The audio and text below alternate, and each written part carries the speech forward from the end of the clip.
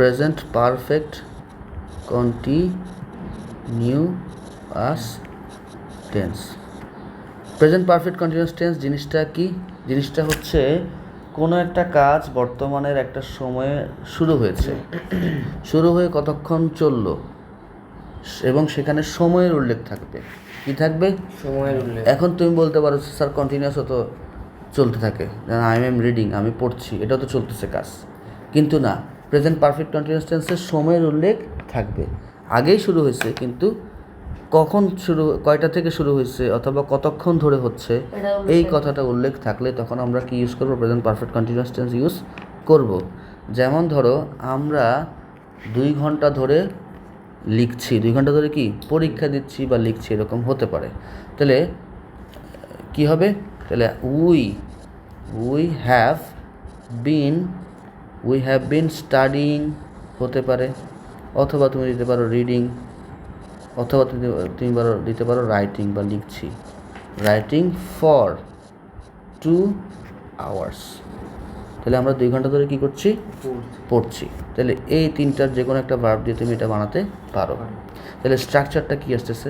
Structure আসতেছে subject থাকবে, তারপর থাকবে হ্যাভ অথবা হ্যাজ। আমরা জানি হ্যাজ থাকে কোথায়? থার্ড পারসন সিঙ্গুলার নাম্বারে, এবং হ্যাভ থাকে হচ্ছে সকল প্লুরাল নাম্বার এবং ফার্স্ট এবং সেকেন্ড পার্সনের সাথে কি থাকে? হ্যাভ থাকে। শুধুমাত্র থার্ড পারসন যদি একজন হয় তখন কি বসে? হ্যাজ বসে। তাহলে সাবজেক্ট যদি হয় থার্ড পারসন সিঙ্গুলার নাম্বার তখন হবে হ্যাজ, বাকি সব ক্ষেত্রে হবে হ্যাভ। যেমন ধরো শি হচ্ছে থার্ড পারসন সিঙ্গুলার নাম্বার, তখন হবে হ্যাজ, ঠিক আছে? তাহলে হি হচ্ছে থার্ড পারসন সিঙ্গুলার, হবে হ্যাজ। দি ক্যাট, দি বয় বা যে কোনো একজন ব্যক্তি বা বস্তু হলে হ্যাজ বসবে, বাকি সব ক্ষেত্রে হ্যাভ বসবে। এরপর যে ভার্বটা থাকবে মেইন ভার্বের সাথে হবে আইএনজি। কেন? কারণ এটার মধ্যে কন্টিনিউয়াস কথাটা আছে। পারফেক্ট মানে হচ্ছে হ্যাভ হ্যাজ, পারফেক্টের জন্য আছে হ্যাভ হ্যাজ, কন্টিনিউয়াসের জন্য কি আছে? ভার্বের সাথে আইএনজি আছে। আর হচ্ছে কি থাকবে?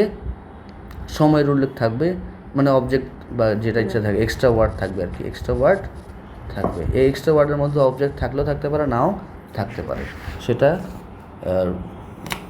আচ্ছা সেটা ক্ষেত্র বিশেষে হবে আর কি। আচ্ছা, তাহলে আমরা কি বুঝলাম? কোন একটা কাজ অনেকক্ষণ ধরে চলছে বা কোনো একটা সময় ধরে শুরু হয়েছে, এরকম হলে কি বসবে? এরকম হলে আমরা present perfect continuous tense use করব, ঠিক আছে? আচ্ছা, এটা হলো অ্যাসার্টিভ। এটা হচ্ছে কি? অ্যাসার্টিভ। অ্যাফার্মেটিভ, হ্যাঁ বলতে হবে। এখানে কোনো না আছে? না নাই, না থাকলে সেটা হ্যাঁ। তাহলে এবার আসো অ্যাসার্টিভের নেগেটিভ কীরকম হবে? অ্যাসার্টিভের নেগেটিভ কীরকম হবে? নেগেটিভ হবে জাস্ট নট অ্যাড করবা। তাহলে she has not been working, সে কাজ করছে না। সিন্স মর্নিং, সে সকাল থেকে কোনো কাজ করছে না।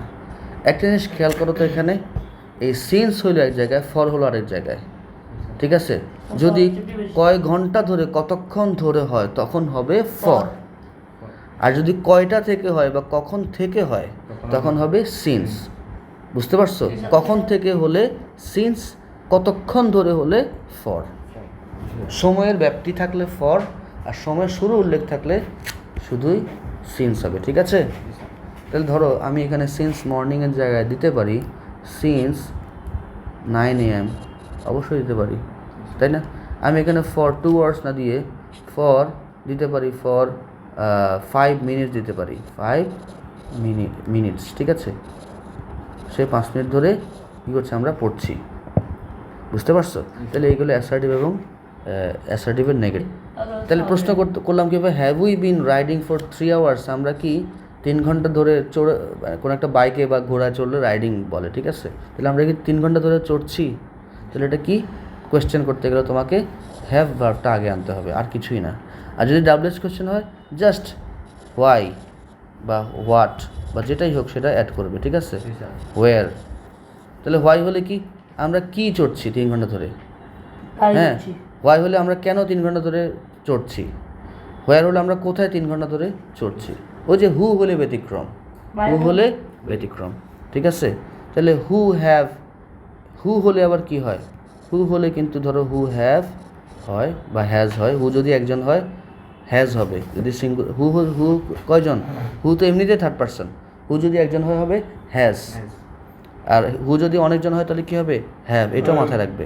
তাহলে হু হ্যাভ অথবা has been, who has been talking, who has been কে কথা বলছে, 10 মিনিট ধরে কে কথা বলছে, ফর 10 মিনিটস, ফর 10 মিনিটস কে কথা বলছে 10 মিনিট ধরে, ঠিক আছে। তাহলে তখন কিন্তু এই যে এই উই বা হি সেগুলো কিন্তু থাকতেছে না, কারণ হু নিজেই হচ্ছে একটা প্রোনাউন, হু নিজেই কি নাউন প্রোনাউন একসাথে কাজ করে, নাউনের বদলে হয় প্রোনাউন, তো এটা তো প্রোনাউন, ঠিক আছে। তাহলে এই জন্য এখানে ওই সাবজেক্ট আর থাকে না, হুই হচ্ছে কি সাবজেক্ট, হুই হচ্ছে কি এখানে সাবজেক্ট, মানে প্রোনাউন হলো এটা কি সাবজেক্টের কাজ করছে, বুঝতে পারছো। এই জন্য হুয়ের ব্যাপারটা আলাদা, হুয়ের ক্ষেত্রে আবার স্ট্রাকচারটা একটু ভিন্ন, আর বাকি সব হোয়াট হোয়ার হাউ হোয়েন, ঠিক আছে, হুইচ এগুলোর ক্ষেত্রে আবার স্ট্রাকচার আগেরটা। এর নেগেটিভ কেমন হবে, জাস্ট বিনের সাথে নট দিয়ে দিবা, ঠিক আছে, বিনের সাথে না। তাহলে নট দিয়ে দিবা কোথায়, এই হু হ্যাজ নট বিন, এই হ্যাভেজের পরে কি দিবা, নট দিয়ে দিবা। তাহলে হ্যাভ উই নট বিন, ঠিক আছে।